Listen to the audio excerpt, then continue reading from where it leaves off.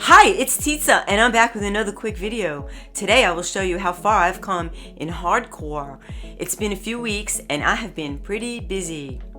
See, these are my skill levels. I've been trying to keep up with each one. It seems to be going fast. It's challenging, but if you're a die-hard Islands person, you love a challenge, and this one's cool. It's keeping me busy.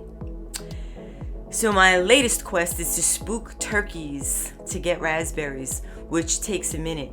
I can't summon Fanhorn until I get more raspberries, so I think I'll be doing that for a little while, I guess. So let's start with my AFK auto woodcutting farm. It's small, and I had to grind to get the conveyors, but I seem to be producing so much steel and wood now. These items are not such a big deal to make as they were in the beginning. So as things get easier, then they get harder again, like turkeys. It's small, but since I can't upgrade the totems in hardcore mode anyway, I won't need as much wood.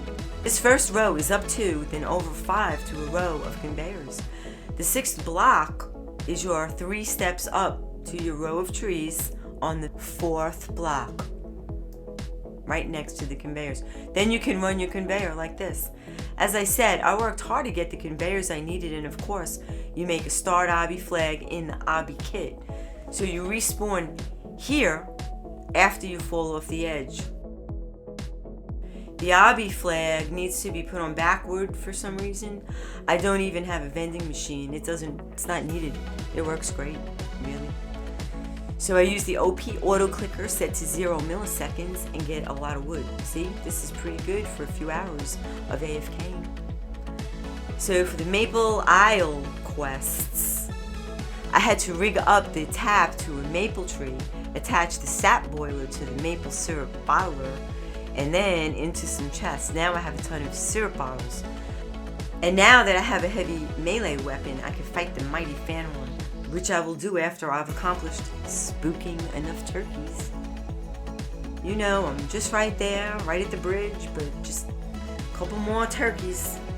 So I have an iron war axe, but I'm working on getting better weapons. I like using this iron short bow, which dishes out decent damage and is what I'll probably use most on Fanhorn right now until I get a better weapon. Maybe I'll get a better weapon, maybe I'll win one. I'm optimistic like that. You might get lucky, you never know. I will also have milk, glasses of milk. Milk heals 10 HP and grants 30% damage to mobs for 22 seconds. Stacked with starfruit cake, that increases to 55% damage to mobs, and it works, and I need that help always. I also have mini blueberry cookies which heal 15 HP and grant 30% reward luck from defeating mobs. So you need to eat the food. So I started out harvesting all my crops before the crop eaters came, which allowed me to purchase all my totems. I had to purchase iron, coal, aquamarine, tomato, potato, wheat, grape, carrot, dragon fruit, watermelon, onion, marble, granite, and another totem I needed was clay to make my pottery. So I managed to earn enough coins from following the florist's quests that I was able to purchase the pottery bench from Fulco in the hub. So these flower pots are the perfect decorations for my megalithic structures. I have a honey press and a couple of churners making jars of mayonnaise and honey. I use these small furnaces. They can handle 50 items at a time. You just need the coal to fire them up, but they work well. I have most of the benches, but I need to mine electrite for the electrical bench. And this is a tier 3 workbench, which works well, but you know, I want to upgrade to a tier 4, but that takes red bronze and I am just not there yet. That I'll be questing for that. So this is okay for now. The first thing I was grinding for were these 2 steel mills.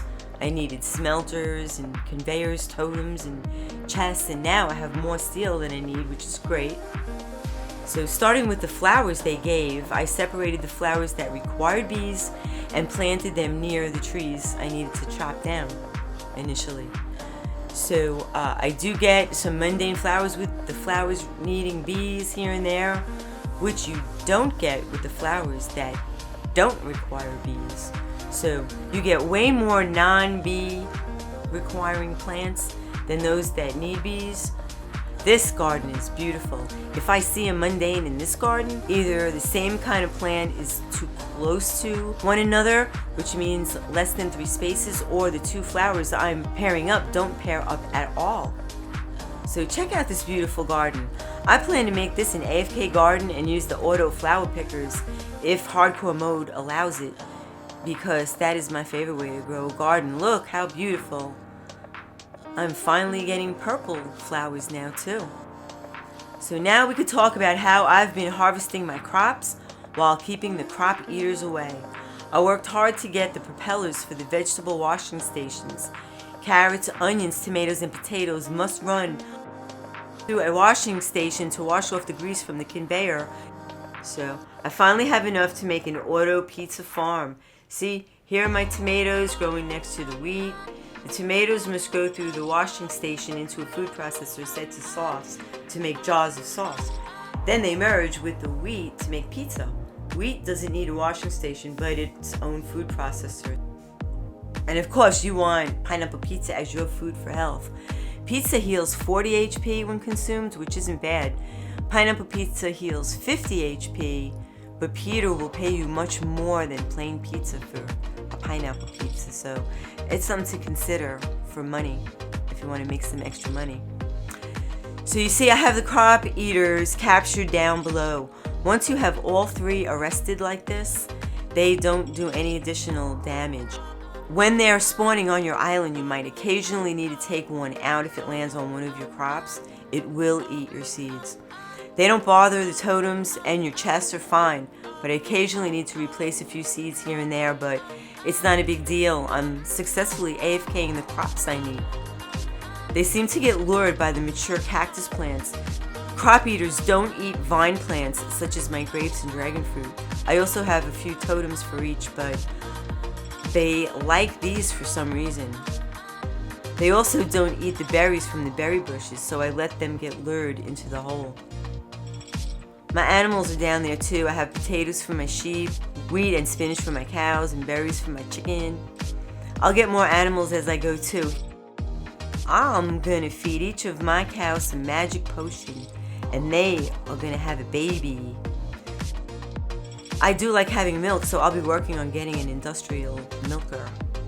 You will need to keep up with your quest, so you gain points when you complete the quest. See my DV-inspired pyramid? I'm still working on my megalithic structure design.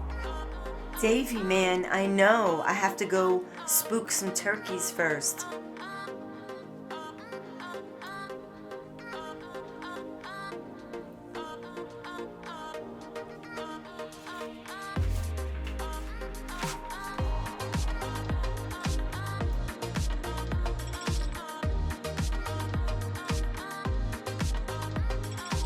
So thank you for watching, and it would be really great if you would like and subscribe, and then this way we won't miss a video. Okay, until next time, I'll see ya!